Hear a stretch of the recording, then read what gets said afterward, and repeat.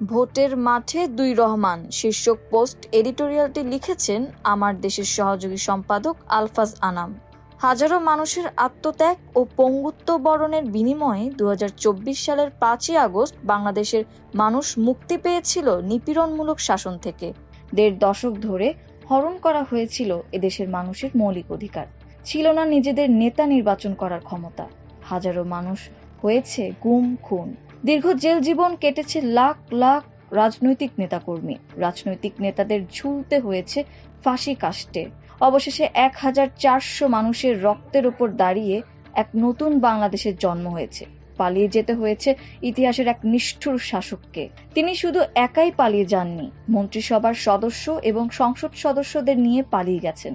এমন পলাতক নেতা পৃথিবীর ইতিহাসে আর খুঁজে পাওয়া যাবে না। রক্তাক্ত এক সংগ্রামের মধ্য দিয়ে গণতান্ত্রিক অভিযাত্রার পথে চলতে শুরু করেছে বাংলাদেশ। মানুষ তার ভোটাধিকার প্রয়োগের সুযোগ পেতে যাচ্ছে। ইতোমধ্যে আনুষ্ঠানিকভাবে শুরু হয়েছে নির্বাচনী প্রচার অভিযান, কিন্তু এই যাত্রা এখনো খুব সহজ নয়। নির্বাচন অনুষ্ঠানের আগে কিছুটা হলেও ঈশান কোণে কালো মেঘ দেখা যাচ্ছে। শান্তিপূর্ণ নির্বাচনের ক্ষেত্রে দুই দিক থেকে প্রতিবন্ধকতা বা ঝুঁকি আছে। একটি হলো নির্বাচনে অংশ নেওয়া দলগুলোর প্রতিদ্বন্দ্বিতা থেকে সংঘাতের ঝুঁকি, অপরটি হচ্ছে প্রতিবেশী দেশের সমর্থন পুষ্ট পলাতক দলের নেতাকর্মীদের গোপন তৎপরতা। হাসিনার পতন ও পলায়ন বাংলাদেশে নতুন এক রাজনৈতিক বাস্তবতার জন্ম দিয়েছে। দেশের প্রধান রাজনৈতিক শক্তি এখন জাতীয়তাবাদী দল বিএনপি এবং জামায়াত ইসলামী। হাসিনা বিরোধী আন্দোলনের এই দুই মিত্র দল এখন পরস্পরের প্রতিদ্বন্দ্বী। এর আগে তারা কখনো পরস্পরের মোকাবেলা করেনি। ফলে দুই দলের মধ্যে প্রতিদ্বন্দ্বিতার ভাষা তীরের মতো আঘাত করছে নেতাকর্মীদের। সামাজিক যোগাযোগ মাধ্যমে পরস্পরকে আক্রমণের ঝড় বয়ে যাচ্ছে। নির্বাচনী প্রচারণা শুরু হওয়ার পর এই আক্রমণ আরো তীব্র হয়ে উঠছে। এর প্রভাব পড়তে শুরু করেছে ভোটের মাঠে। আনুষ্ঠানিক নির্বাচনী প্রচারণা শুরু করার আগের দিন রাজধানীতে একটি দলের নারী কর্মীদের হেনস্থা করাকে কেন্দ্র করে সংঘর্ষে জড়িয়েছে দুই দলের কর্মীরা। সামনের দিনগুলোই এ ধরনের সংঘাত ও সংঘর্ষের ঘটনা যে আরো বাড়বে তা নিশ্চিত করে বলা যায়। এ ধরনের সংঘাতময় পরিস্থিতির জন্য ওত পেতে বসে আছে পলাতক দলটি। সংবাদ মাধ্যমগুলোয় অস্ত্র ও অর্থ ছড়ানোর নানা খবর এসেছে। পলাতকদের আশ্রয়দাতা দেশটির গতিবিধি সুবিধাজনক নয়। তারা বুঝে গেছে সুষ্ঠু নির্বাচনের মাধ্যমে গণতান্ত্রিক সরকার প্রতিষ্ঠিত হলে ফ্যাসিবাদী শক্তির ফেরার পথ রুদ্ধ হবে, যা হবে দিল্লির আরেকটি নৈতিক পরাজয়। ইতোমধ্যে নির্বাচনকে সামনে রেখে দেশের রাজনৈতিক মেরুকরণ ঘটে গেছে। বিএনপি ও জামায়াতে ইসলামীর নেতৃত্বে একটি প্রতিদ্বন্দ্বিতাপূর্ণ নির্বাচনের পরিবেশ সৃষ্টি হয়েছে। বিভিন্ন বেসরকারি সংস্থার জরিপে দেখা গেছে, নির্বাচনের পরিবেশ যদি শান্তিপূর্ণ থাকে তাহলে ইতিহাসে সর্বোচ্চ ভোটার উপস্থিতি হতে পারে। কারণ দেশের মানুষ ভোট দেওয়ার জন্য মুখিয়ে আছে। এর মধ্যে প্রায় 5 কোটির বেশি ভোটার এবার তাদের প্রথম ভোটাধিকার প্রয়োগ করবেন।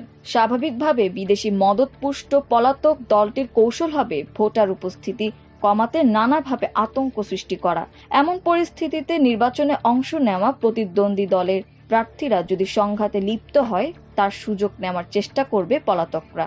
ওসমান হাদির হত্যাকাণ্ডের মধ্য দিয়ে স্পষ্ট হয়েছে, দেশের ভেতরে ফ্যাসিবাদী দলটির খুনের কাঠামো এখনো সক্রিয় আছে। নির্বাচন সামনে রেখে ধরনের গুপ্ত হত্যার পথ বেছে নিতে পারে, যাতে মানুষ আতঙ্কিত হয়ে পড়ে। আবার এমন ঘটনাকে কেন্দ্র করে ক্ষোভ বিক্ষোভ থেকে নির্বাচন ভণ্ডুলের চেষ্টা করা হতে পারে। ফলে সুষ্ঠু নির্বাচন না হওয়া পর্যন্ত বাংলাদেশ বড় ধরনের এক রাজনৈতিক ঝুঁকির মধ্যে থাকবে। হাসিনার পতনের পর ধারণা করা হয়েছিল নিপীড়ক দল আওয়ামী লীগের অনুপস্থিতিতে বিএনপি একক রাজনৈতিক শক্তি হিসেবে আবির্ভূত হবে।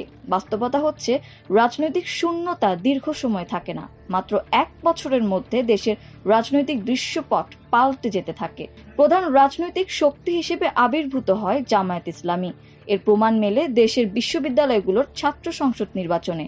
সব পাবলিক বিশ্ববিদ্যালয় ইসলামী ছাত্র শিবিরের ভূমিদশ বিজয় প্রমাণ করে দেশের রাজনৈতিক মানচিত্রে বড় ধরনের পরিবর্তন এসেছে। দেশের তরুণরা পুরনো রাজনৈতিক বিভাজনের রাজনীতি আর পছন্দ করছে না। মুক্তিযুদ্ধের পক্ষ বিপক্ষের যে কার্ড খেলে হাসিনা জাতিকে বিভক্ত করেছিলেন, দেশের তরুণ সমাজ আর এই চেতনার রাজনীতিতে আগ্রহী নন। তারা ইতিহাস নির্ভর পেছনে ফেরার রাজনৈতিক কৌশলগুলো ধরে ফেলেছে। ফলে বিএনপির সামনে নতুন এক রাজনৈতিক বাস্তবতা হাজির হয়েছে। দেড় দশক ধরে বিএনপি ফ্যাসিবাদী একটি দলকে মোকাবিলার কৌশল নিয়ে ব্যস্ত ছিল, কিন্তু মিত্র যখন প্রতিদ্বন্দ্বী হয়ে ওঠে তখন তাকে কিভাবে মোকাবেলা করতে হবে তার পথ ছিল অজানা। সহজ পথ হিসেবে ফ্যাসিবাদী দলটি যেভাবে ইসলামপন্থী দল জামায়াতকে মোকাবিলা করেছে, একই বয়ান হাজির করার চেষ্টা করে বিএনপি। কিন্তু তরুণরা সম্ভবত এই বয়ান পছন্দ করেনি। এর প্রতিফলন আমরা দেখেছি বিশ্ববিদ্যালয়গুলোর ছাত্র সংসদ নির্বাচনে। বিএনপির প্রতি তরুণদের মুখ ফিরিয়ে নেওয়া দলটির জন্য একটি বড় চ্যালেঞ্জ। নতুন বাস্তবতায় রাজনৈতিক চ্যালেঞ্জ মোকাবিলা করার পথ হচ্ছে ইতিবাচক রাজনীতির ধারায় ফিরে যাওয়া। এবারই প্রথম রাজনৈতিক দলগুলো ইশতেহারে ঘোষণা হওয়ার আগে নির্বাচনে বিজয়ী হলে জনগণের জন্য কোন দল কি করতে চায় তার প্রচারণা শুরু করেছে। বিএনপির পক্ষ থেকে ফ্যামিলি কার্ড, কৃষক কার্ড সহ গণমুখী নানা ধরনের প্রতিশ্রুতি দেওয়া হয়েছে। আবার জামায়াত ইসলামীর পক্ষ থেকে দেশ পরিচালনার পলিসি পেপার হাজির করা হয়েছে। কল্যাণমুখী রাষ্ট্র পরিচালনার ধারণা থেকে কৃষি, শিক্ষা ও স্বাস্থ্য খাতে তারা বিভিন্ন ধরনের প্রতিশ্রুতির কথা বলেছে। দু দলের সমর্থকরা এসব প্রতিশ্রুতি ও প্রস্তাবনার পক্ষে বিপক্ষে কথা বলছেন। অপরদিকে ছাত্রদের দল জাতীয় নাগরিক পার্টি বা এনসিপি রাজনৈতিক আশ্রয়ে থাকা অপরাধীদের বিরুদ্ধে সোচ্চার হয়েছে। অতীতের রাষ্ট্র পরিচালনায় রাজনৈতিক দলগুলোর অঙ্গীকার নিয়ে এমন আলোচনা কমই হয়েছে। নির্বাচনী ইশতেহার শুধু সংবাদপত্রের পাতায় প্রকাশিত হতো, সাধারণ ভোটারদের মধ্যে এর কোনো প্রভাব পড়তো না। কিন্তু এবার রাজনৈতিক দলগুলোর প্রতিশ্রুতি নিয়ে আলোচনা হচ্ছে। দুর্নীতি, চাঁদাবাজি, মূল্যস্ফীতি ও খেলাপি ঋণের মতো বিষয়গুলো নির্বাচনী আলোচনায় গুরুত্ব পাচ্ছে। এ ধরনের আলোচনা গণতান্ত্রিক রাজনীতির জন্য ইতিবাচক দিক। এর মাধ্যমে দেশের মানুষ শুধু মার্কা নয়, দলের অঙ্গীকার ও প্রার্থীর যোগ্যতা বিচার করার সুযোগ পাচ্ছে। রাজনৈতিক দলগুলোকে ধীরে ধীরে এভাবে জবাবদিহিতার মধ্যে আনা সম্ভব হবে। রাজনৈতিক দলগুলোর নির্বাচনী প্রচারণা শুরু হওয়ার আগে নির্বাচন কমিশনের ভূমিকা নিয়ে গুরুতর কিছু প্রশ্ন উঠেছে। 90 স্বৈরাচার পতন পরবর্তী সময়ে যে কয়েকটি শান্তিপূর্ণ ও অবাধ নির্বাচন হয়েছে তাতে নির্বাচন কমিশন নিরপেক্ষ ও কঠোর ভূমিকা পালন করেছে। দুর্ভাগ্যজনকভাবে বর্তমান নির্বাচন কমিশন আইন ও নীতির প্রশ্নে কঠোর ভূমিকা নিতে পারেনি। দুর্বল নির্বাচন কমিশন নিয়ে এক ধরনের শঙ্কা রয়েছে। যদিও প্রধান দুই রাজনৈতিক দলের ঐক্যমত্যের ভিত্তিতে এই কমিশন গঠন করা হয়েছিল। নির্বাচন কমিশনাররা যদি রাজনৈতিক পক্ষপাতের ঊর্ধ্বে উঠে কঠোর অবস্থান না নিতে পারেন তাহলে ভয়াবহ সংকট দেখা দিতে পারে। রাজনৈতিক আনুগত্যের ভিত্তিতে ফ্যাসিবাদী আমলের নির্বাচন কমিশনারদের অপমানজনক পরিণতি আমরা দেখেছি। বর্তমান নির্বাচন কমিশন এ থেকে শিক্ষা নিয়ে পক্ষপাত মুক্তভাবে কঠোর ও আইনানুগ ব্যবস্থা গ্রহণে কোনোভাবেই পিছপা হবে না বলে দেশের মানুষ আশা করে। নির্বাচন কমিশনকে মনে রাখতে হবে, সুষ্ঠুভাবে ভোটাধিকার প্রয়োগ করা শুধু রাজনৈতিক দলের ইচ্ছা পূরণের বিষয় নয়, জনগণের সর্বোচ্চ আকাঙ্ক্ষা পূরণের উপায়। নির্বাচন কমিশন দেশের মানুষের ভোটাধিকার নিশ্চিত করার ব্যাপারে অঙ্গীকারবদ্ধ। একথাও সত্য, রাজনৈতিক দলগুলো নির্বাচন কমিশনের ক্লায়েন্ট। তাদের আচরণের উপর নির্ভর করবে সুষ্ঠু নির্বাচনের পরিবেশ। রাজনৈতিক দলগুলোকে মনে রাখতে হবে, মাত্র 2 বছর আগে রক্তক্ষয়ী গণ অভ্যুত্থানের ছবিগুলো মানুষের মনে এখনো জীবন্ত রয়েছে। দেশের মানুষ একটি বেদনাদায়ক সময় পার করেছে। এই রক্তাক্ত অভ্যুত্থানের সুফল হিসেবে তারা ভোটের মাধ্যমে নেতা নির্বাচন করতে চায়। এই অধিকার প্রয়োগে রাজনৈতিক দল কিংবা নির্বাচন কমিশন ব্যর্থ হলে তা হবে অভ্যুত্থানের শহীদ ও আহতদের রক্তের সঙ্গে বেইমানি। যদি সুষ্ঠু ও শান্তিপূর্ণভাবে নির্বাচন অনুষ্ঠানের মধ্য দিয়ে ক্ষমতা হস্তান্তর না হয় তাহলে দেশ যে গভীর খাদে পড়ে যাবে তা থেকে টেনে তোলার জন্য হয়তো আরো রক্তের নদী পাড়ি দিতে হবে। ফলে আগামী ত্রয়োদশ জাতীয় নির্বাচন অনুষ্ঠান শুধু অন্তর্বর্তী সরকারের দায়িত্ব নয়, প্রতিটি রাজনৈতিক দল ও নাগরিকের সমান দায়িত্ব।